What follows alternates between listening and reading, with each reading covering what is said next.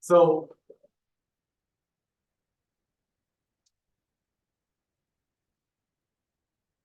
we saw the spectral decomposition theorem, and from it we kind of noticed that we want to study the eigenvalues in one of the subordinate graphs, and the second largest eigenvalue had a very interesting meaning connected to edge expansion. Soon we will call it the spectral expansion of the graph, or the one-sided spectral expansion. We'll see. But I want to talk about another application, another thing you want to do, actually maybe even more, when you're using the relation between lambda 2 and the edge expansion.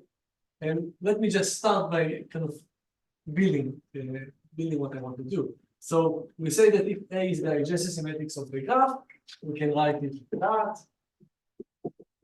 Compose it, that's the spectral decomposition theorem. And generalize it quite significantly. But anyhow, in the case of a D-regular graph, right, the first eigenvalue we said is D, and the first eigenvector is the all ones vector, and we don't want to normalize it, but it's the all ones vector. So let me kind of split the sum into the first and the other.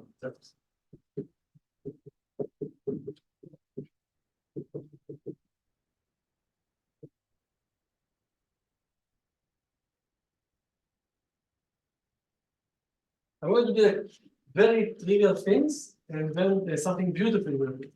Yeah. Best case scenario of numbers. So as we said, psi1 is really the all ones vector, but let's normalize it because we want it to be an orthonormal basis. So it's really the all one vectors, but every entry is actually 1 over the square root of n. So that in the L2 norm it will be 1.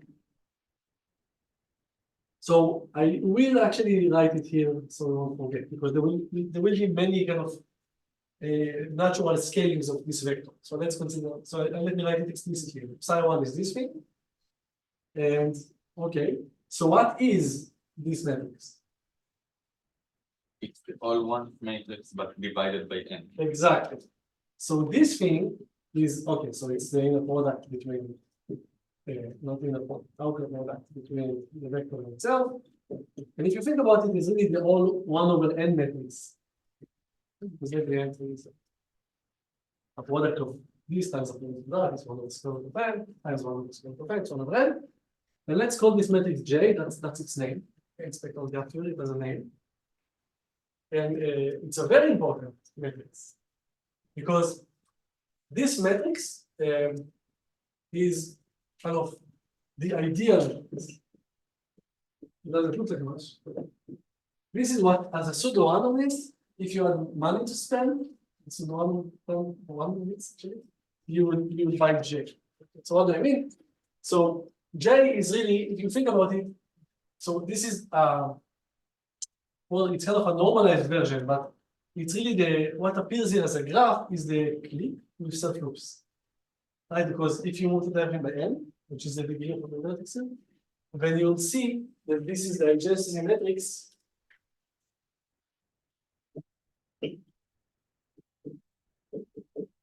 of the clip with self-loops. Right, because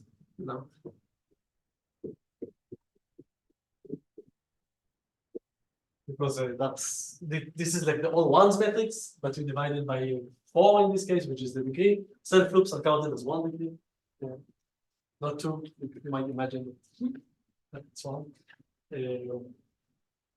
So why do we care about this? I mean, what's so cool about this graph, especially when it's larger, when it's size 4, then if you sample, and this is something we're going to do a lot, if you're going to sample a vertex at random here, and then choose a random neighbor of that vertex, and go there, well, and then maybe you continue this process, we notice that the next neighbor you're visiting has nothing to do with the previous one, because it's uniform, right? So everyone are neighbors of everyone. So what I said is essentially boils down to a random walk on this graph, and we're choosing the first vertex at random and then choosing a neighbor of the current vertex and so forth.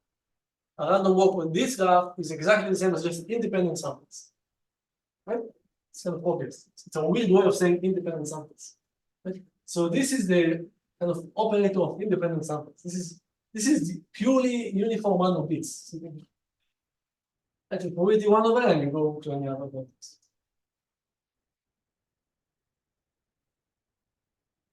Right, so let me just write it as a random walk. RW is a random walk. A random walk on J, length T. So I measure the length in vertices. So T vertices, namely, just to make sure that we understand what a random walk is. So V1, the first vertex, is chosen uniformly at random from the vertex here, uniformly. And then V2 is sampled uniformly at random from the neighbors of V1. V3 is sampled uniformly at random from the neighbors of V2 and so forth. That's a random walk. So a random walk on this is a weird way of saying T independent samples of vertices. Because you keep forgetting where independent samples. Everything is completely independent. How much random bits do you have to invest? And this is like the money, the currency that you are using. How much random bits you have to invest to sample T vertices? Uniformly at random. Or choosing T things uniformly at random from a set of size n. Same thing. How much random bits? T log n, right?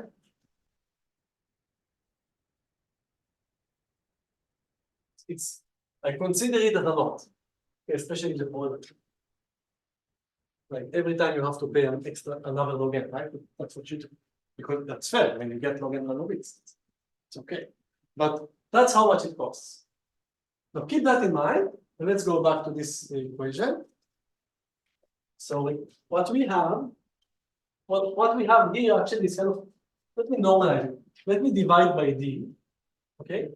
Because there is a d times this matrix here. So if you're looking at 1 over d times a, which is a very natural matrix, it's called the random walk matrix for good reason.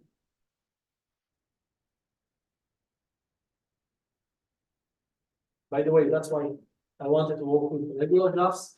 So the transition from the adjacency matrix to the random walk matrix will be just scaling, rather than scaling by matrix. It's better, it's easier.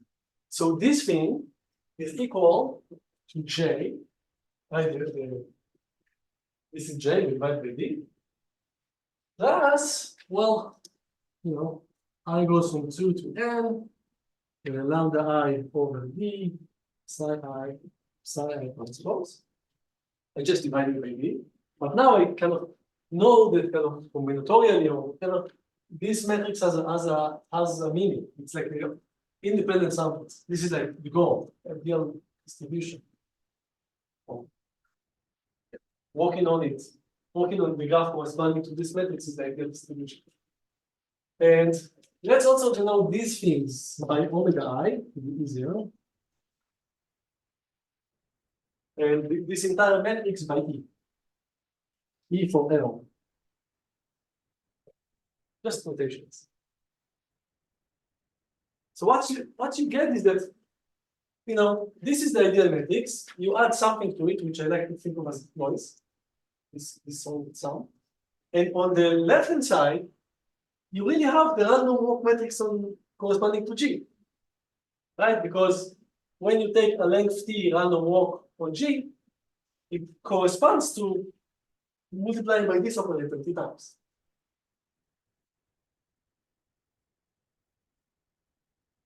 Right, so if we call this matrix W, and we call this matrix W, then if you apply W to some maybe distribution, think of this as a distribution over the vertices, could be any vector, could be distribution, right? So if this is a distribution over the vertices, so P of a vertex V is the probability of falling at V, this kind of the initial distribution. Then this will also be a distribution, right? And it will be this exactly the distribution in which you first sample according to P, and then take a random step. right? So the probability, so WP of some vertex V. I mean, what is this? It's just, you're going to just how do you multiply things? You're going over all vertices U, WP, WUV, WVU, WVU, PU, just like completely forward, just writing it down. And then because of W, it just, it gets value 1 over D for every neighbor of V and 0 otherwise, and because it's 1 over D times A. So this is really 1 over D. You go not over all vertices, but only over neighbors V, PU. Right, because this is 1 over D or 0. 1 over D when U is a neighbor of V and 0 otherwise. And this is exactly like the better way to think about it is you sample a neighbor of U of V and take this expectation over PU, which is exactly the probability of reaching V if you first pick a random vertex according to P and then choose a neighbor. This is the probability of getting to V.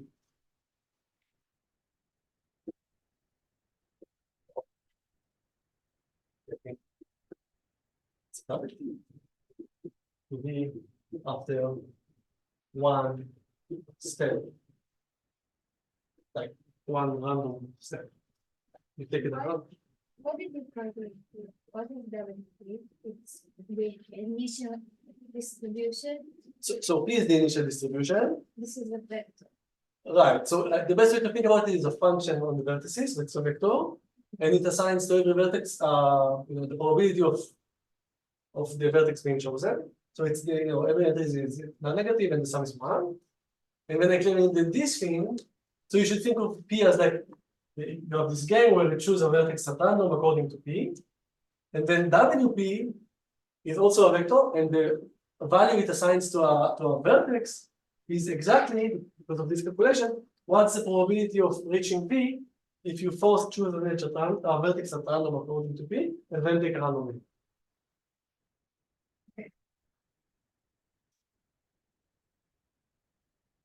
Maybe I made a mistake somewhere?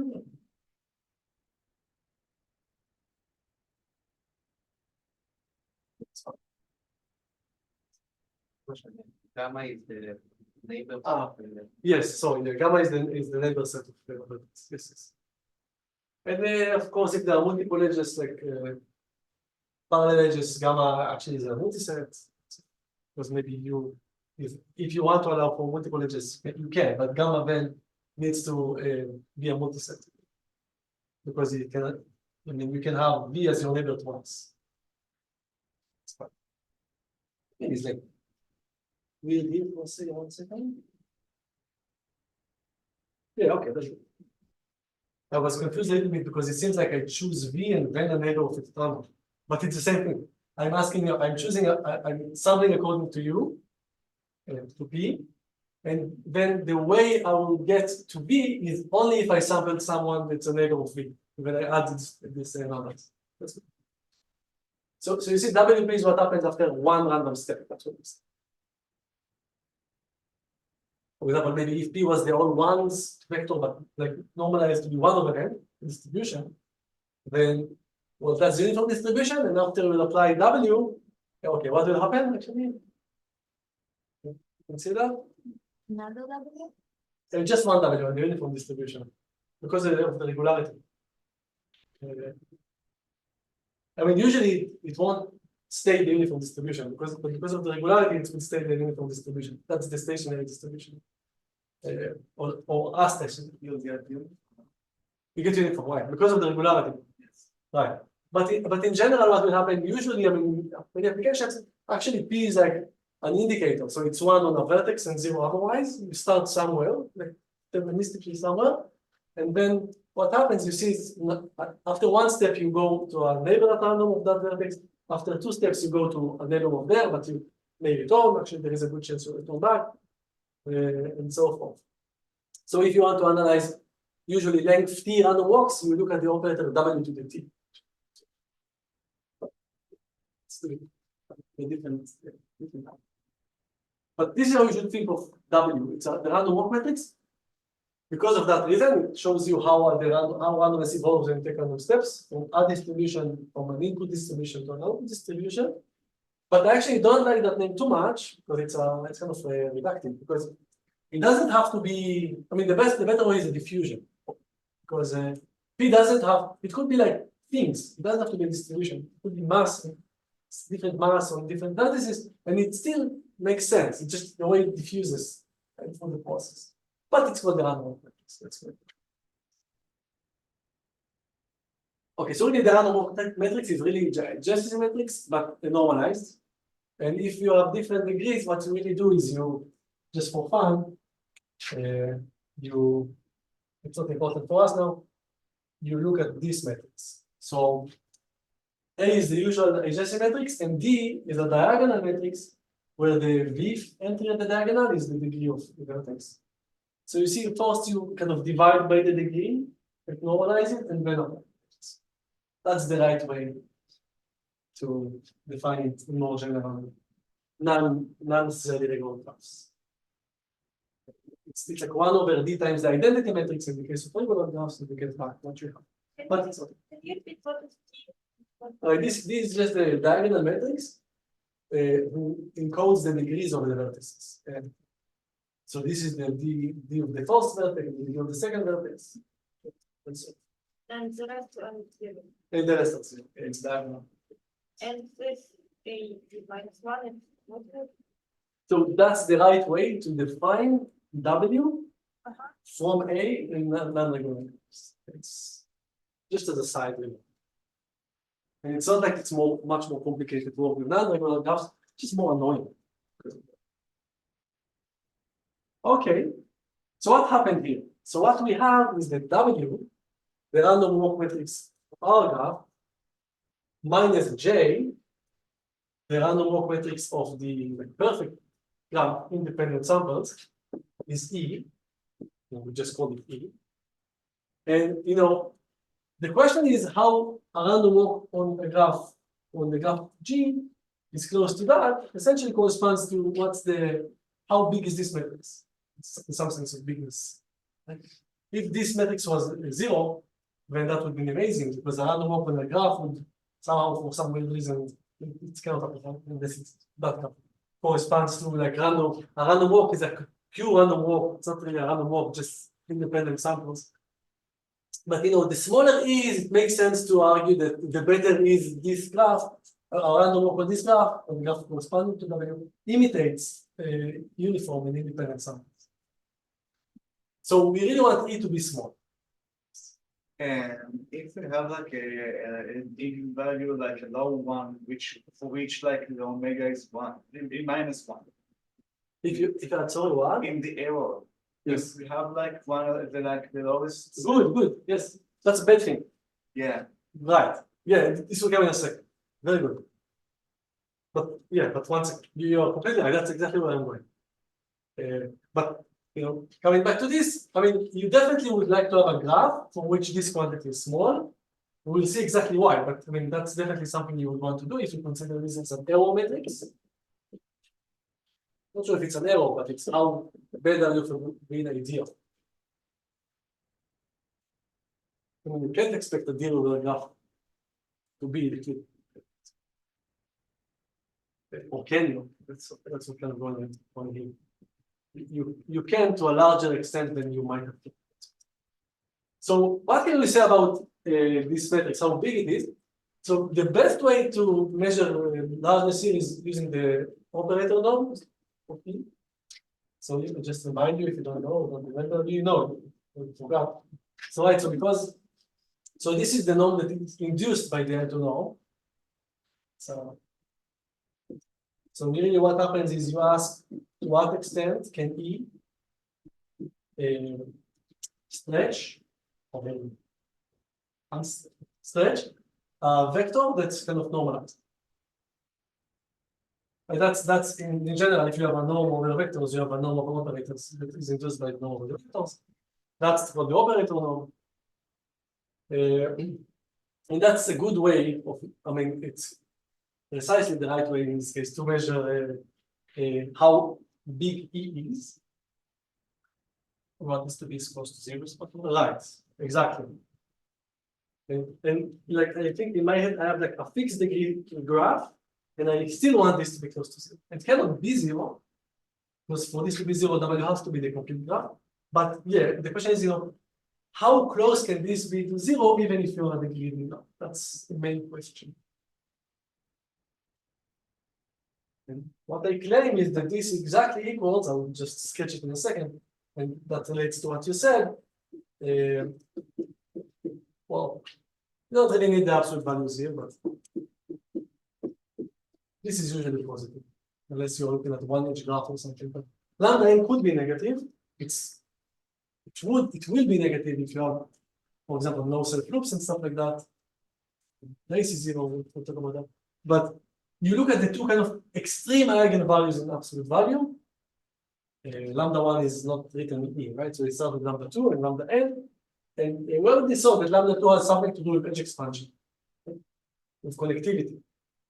Lambda n appears here. I'll prove that in a second. It's easy. But it turns out that lambda n, just as a fact, maybe I just write it here. We don't need it. I'm just going to say that lambda n is always smaller than lambda one, with D in general. Didn't you say that lambda n has to be positive? And lambda two. Lambda two has to be positive. Lambda n will be negative. Yes. I mean, this is the smallest eigenvalue. You would imagine it could be positive. It can be. For example, a graph with only self loops or something. It's an identity matrix. All the eigenvalues are one. But in a normal graph, like no self loops, for example, lambda n is negative. We will see that as a side effect of something. And just as a fact, it cannot be too negative. So this actually follows by, it's not so trivial, by the one for Venus, that the smallest eigenvalue cannot be smaller in absolute. I mean, the absolute value of it cannot be larger than the largest, which is D in our case, but this in general. So it's not that the smallest eigenvalue can be so small that it outgrows D, but it can be small. And it equals to D, or minus D, like the absolute value equals to D, exactly when this here. Right? Exactly. G is bipolar. That's a nice exercise. Very, very similar to what we did with the connectivity. You just have a one and minus one on one side, minus one on the other side. It's easy. They just flip because all they just the cross. So G kind of, so lambda n kind of measures cyclic behavior. In undirected graphs, you only have this kind of cyclic behavior.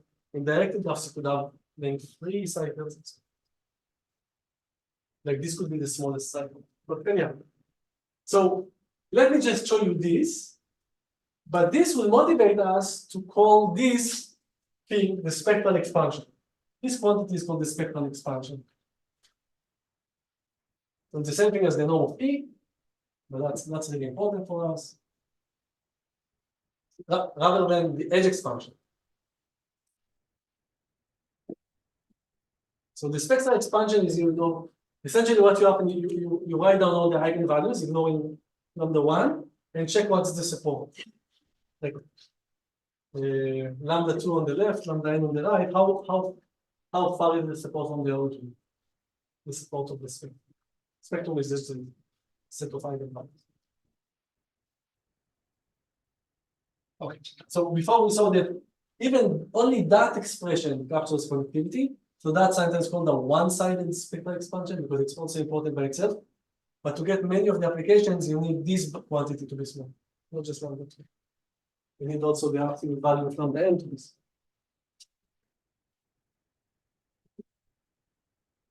Let me just sketch this is easy, it's not very deep.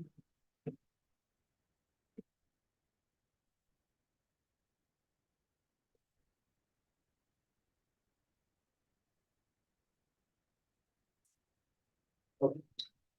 So right, so what's the spectral norm? Well, it's the maximum as we said.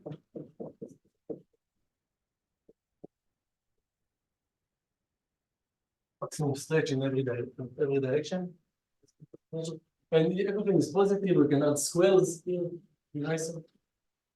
You know, and it's a max and not a soup if you avoid all these things. So, okay, good. So what is this expression, right? So that's what's nice about the spectral, right? So in general, the spectral, sorry, the L2 norm squared is just the inner product of this thing with itself.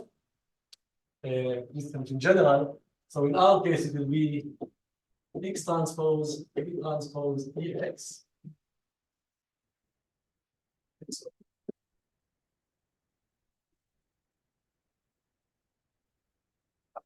And E is symmetric, of course, because it's A was symmetric and we subtracted a J, which is symmetric. It's symmetric. So E transpose E is just E squared.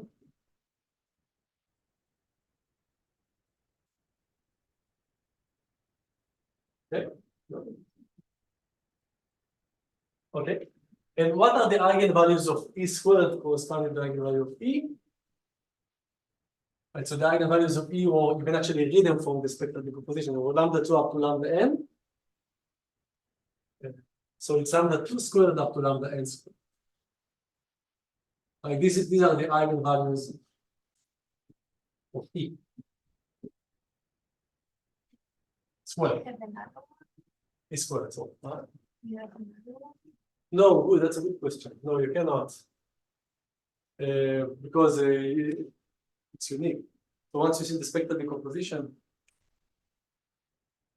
well, at least the eigenvalues are unique. When you have 0, you say. You have 0, right? You also have 0, yes. Because 1 is in the kernel of this matrix. Because this times 1 is equal to that. Times one. Okay. The old ones are going, no, you're right, but there is also 0 squared. Do you mean actual equality or maximum? No, yeah.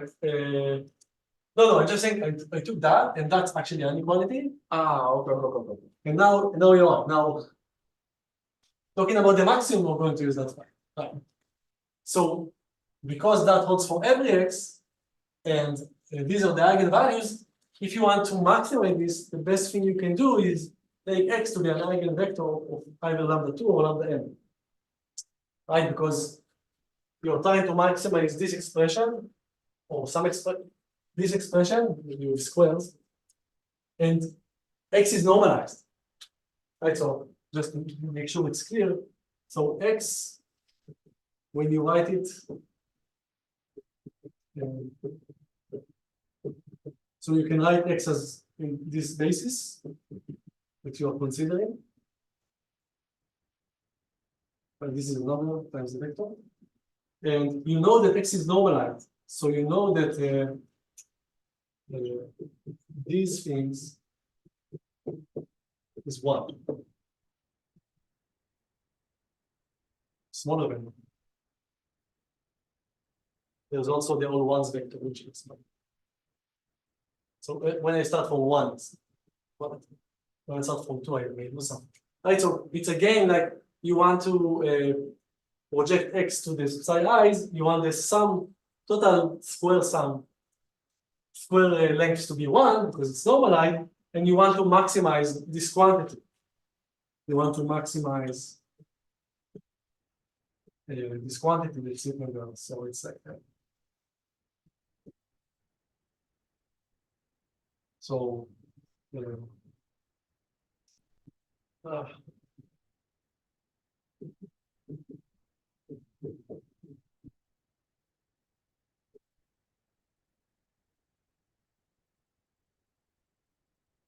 because you multiply by x on both sides. So x transpose x, so you get an x transpose x. So it's an out inner product, which is this thing. So I mean, I'm just saying too much to end it. That's very simple. Maybe slightly overdoing it. So you have here too. It's like a number. So it's 2, but it's a number. So we don't need it. So you have some budget to spend, and you want to maximize this expression. So your best bet will be you use all of your budget on the direction in which you stretch the most. In our case, E actually has these squares. So the best thing you can do is, I mean, if you want to maximize it, you should choose X to be an eigenvector either of lambda 2 or of lambda n. Because then you get lambda 2 squared or lambda n squared. And the absolute value comes from the fact that you need to take a square root of it. So the square root of the maximum. Why is it true to maximize this? Because you want to maximize, right, so you want to maximize this expression, because maybe just, so X transpose E squared X, because it's symmetric, is in our sum, I goes from 2 to n. Let me defer the X for, so let me defer the D for a second. Now E squared, you wrote it like that. Right, so that's not just using the definition. And then this is just that square. Definition M of normal. Of the omegas and of E. Like this is the definition of E squared. This is because the PSI are orthonormal. Yes, right. And then remain, of course, eigenvectors also of E squared. Only the eigenvalue change. So right, so and this thing is just, you know, this is twice the same thing multiplied. Same that square. And so again, so you want to break X to the psi i's in a way that you maximize this thing, but in every direction you stretch by omega I squared. So the best, when you have only like a bounded budget, like one. So the best thing to do is to put the entire budget in the direction that you stretch the most after the square, like omega I squared. So it could come from actually lambda n, which is negative, because it's lambda n squared. Yeah, and then you take a square root. So you take the square root. I just let me write it. Take the square root of the maximum between lambda 2 squared and lambda n squared. So that's exactly what we said. Maximum between the absolute values. Okay, absolute value is the square of the square root of the.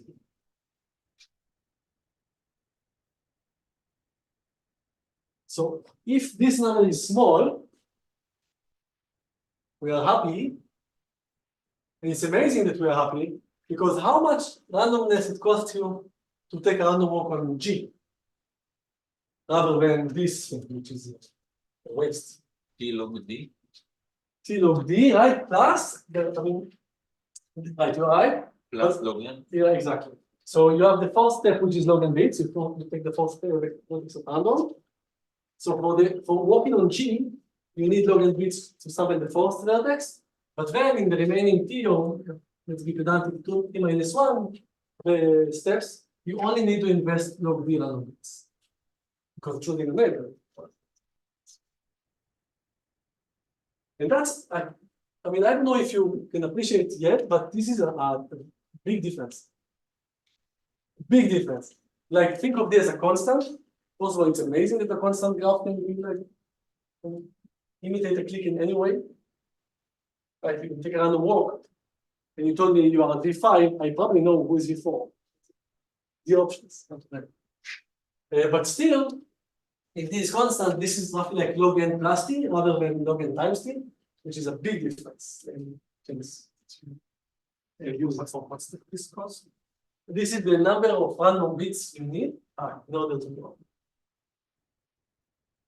And what I will claim slowly and surely is that I mean, this is definitely smaller than that, but it's significant, and it's enough. Like the E can be small enough so that you can use that instead. How small is small enough? Because if we choose D to equal 1, then Right. it's already. Yeah, D equal 1 is bad. The D equals 2 is also bad, because a graph which is degree 2 is like only cycles. Yeah. Right. But starting from D equals 3, it's amazing. And in general. So it begs the question of Right. if D equals 1, then E is small. So do we need something smaller than 1 here? No, you want something smaller than 1, yeah. Right. And the rate at which this goes to 1 is as a function of D is very interesting. And we'll talk about it next time. The maximum is of the lambdas or the omegas? Omegas. So, so it's a right. It's a so that probably also related to your question because everything was larger than one. So it's what happened before divided by b. So these are numbers are smaller than one. Oh, Right. that's So yeah, that's more sense. my bad.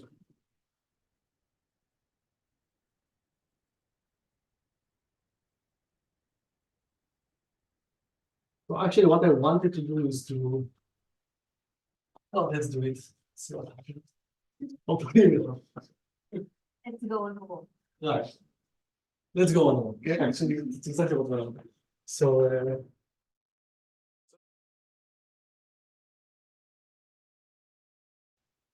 So let me give you one important instantiation of this phenomena that it's enough to do this to work on G rather than work on the clip. So this is called the expander heating property. We haven't quite defined what expander is yet. We cannot.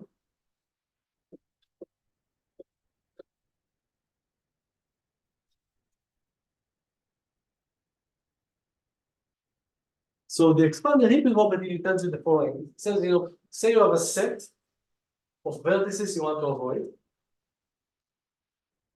So this is the vertices, and you have a set that you want to avoid. And you take and say its density is mu. So B over B, the size of B over the size of B is mu. This is the density. And you want to, you're going to sample, T vertices, and that's what's the probability of avoiding this set. In the sense that I don't want all samples to be in this set. I want to have one sample. So what's the probability, by the way, if you do it independently at random, if at random, what's the probability to keep stack always in B?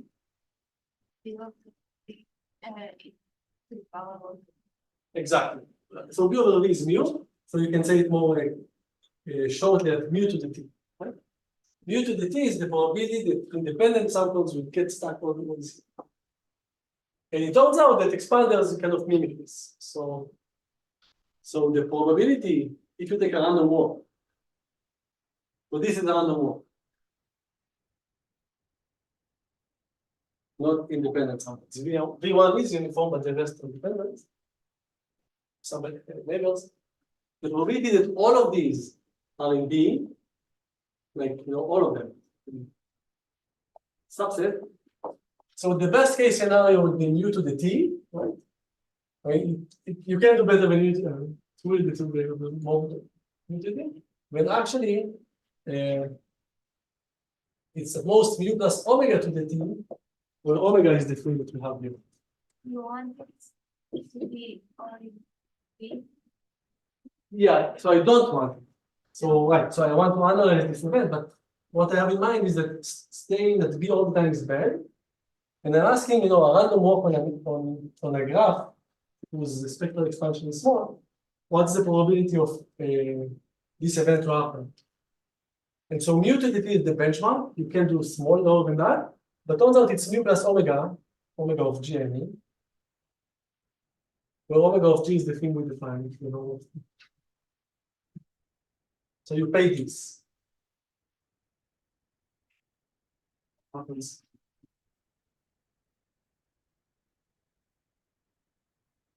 It's good. It's like it could be generalized even to continuous. Like they have actually like a ball in RD or something. You want, yeah, you need to our graph on this. Usually, actually, the discrete stuff are harder to prove than the continuous. Sometimes you prove them by going to the continuous one or not. Right, actually, you can get something slightly better because you see the first step is really random. So usually at least a mu, at least one mu, like as is, right? Because the first step is random. So actually, the bound that we pull is mu times, and then you have this, right? And then write omega instead of omega of G. Because the rest of the step are not completely random, but the first one is random, so you get this for free. Like free. So let's prove this. But you see, it kind of gives you the idea that this is one instance of this thing, of this phenomenon, that a random walk on a irregular graph for which omega is small, and again the question is how small can omega be, mimics a random walk on the click with self-loops, namely independent samples. So a graph like that is really useful.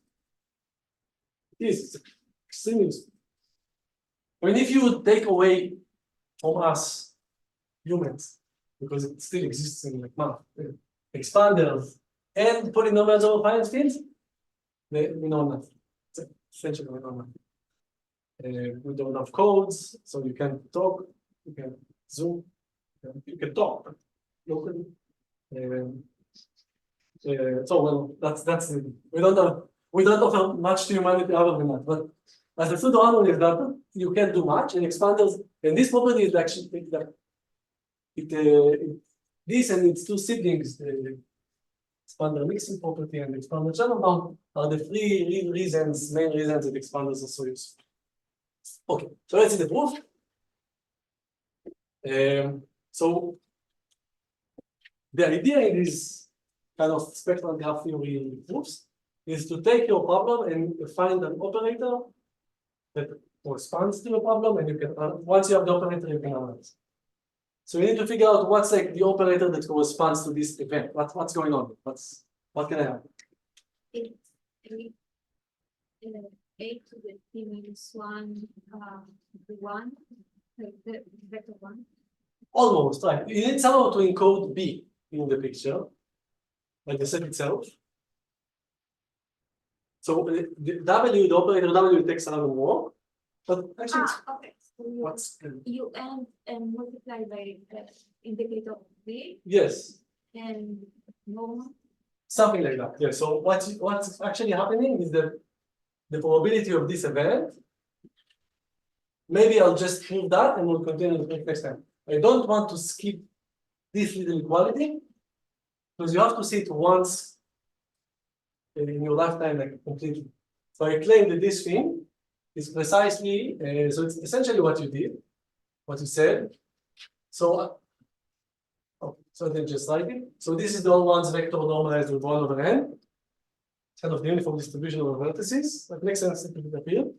And then you put a matrix which we call P, and P is a diagonal matrix that indicates B. Diagonal matrix indicating B. And by that I mean that so 0 is outside of the diagonal, and a diagonal entry is 0 or 1, depending if you prefer or not B is in B. So if B is in B, you get a 1, otherwise you get a 0. Right, so the diagonal encodes the set.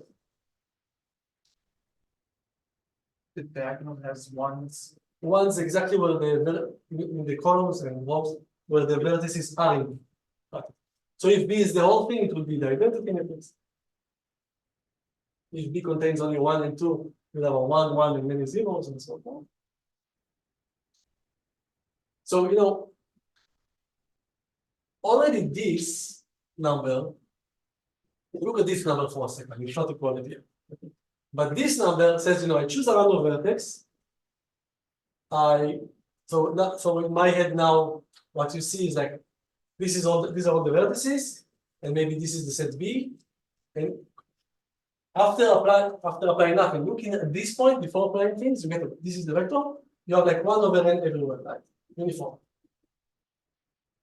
After you apply P, what happens?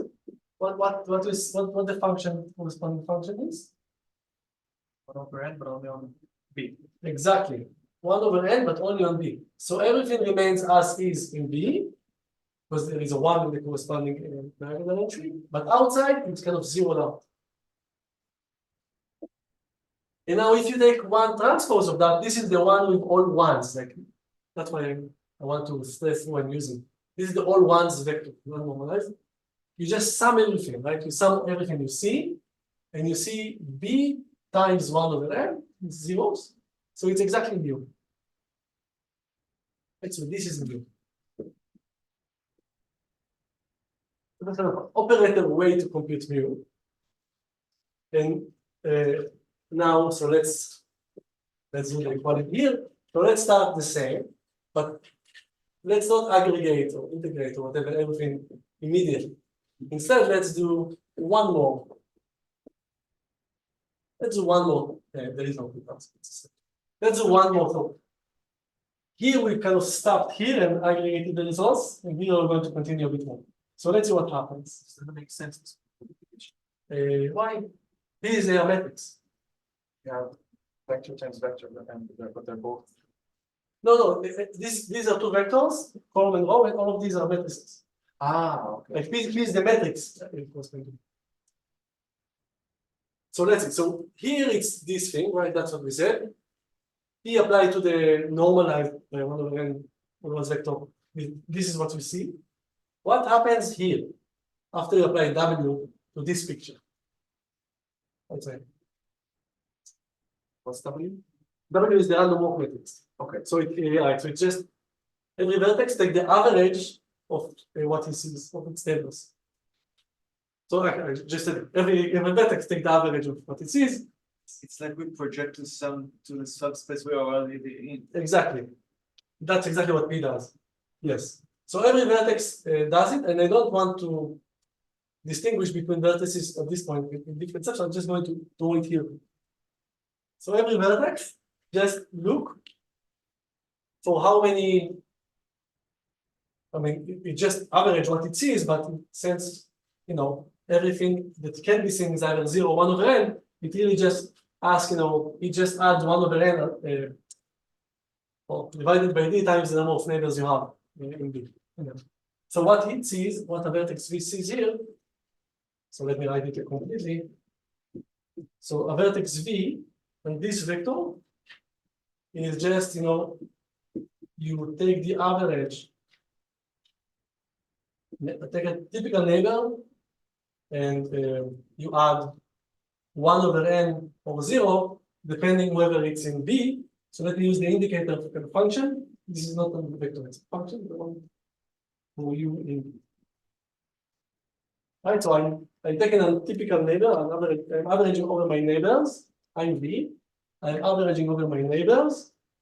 And each neighbor I consider its value, either it's 1/n of 0, and one way to write it is like 1/n times the indicator for that vertex to be. So the vertex is in B contributes 1/n times 1, and the other ones contribute 0.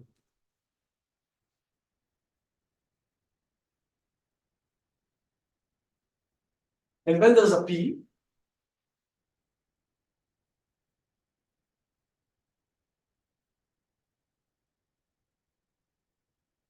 So what that P does? So this is the vertex. Could be here, could be here. Either way, it will have this expression. But then there is a P which kind of nullifies if I'm outside of B, right? So one way of writing it is that, and we'll finish in a second. So vertex, so I just added P here. This is exactly this expression, but times an indicator for whether I'm in B. And that's a easy way of writing it. So it's this times it will be 0 otherwise, otherwise it will just be this expression.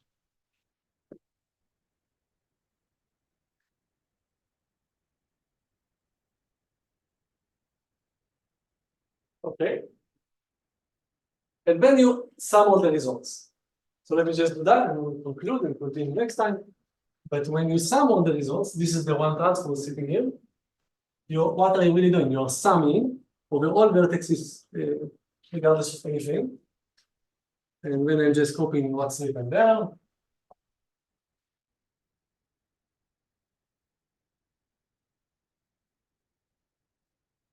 And that's the expression. And this 1/n and this is just an expectation.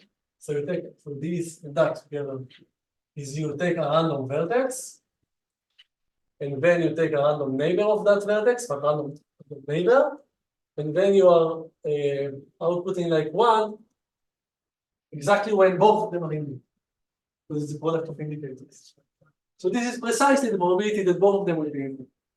This is precisely the probability that a length 2 warp, like B is uniform and U is a neighbor of B. Right? This is a length 2 warp, the probability of both vertices to be in B. So this is an operator way of expressing the probability of these two steps. And next time we'll do more steps and analyze it. But this is important that you kind of understand that how this operator relates to the probability quantity that you have.